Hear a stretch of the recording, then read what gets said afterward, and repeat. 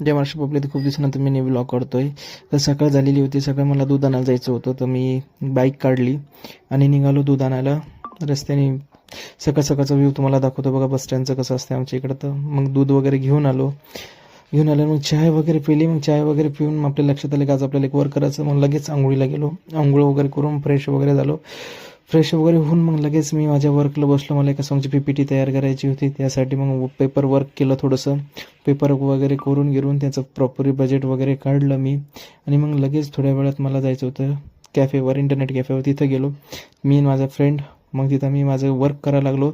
Work करता करता मग आमची तिथं गेली लाईट गेली. तर आम्ही थोडीशी मस्ती करू राहिली होतो.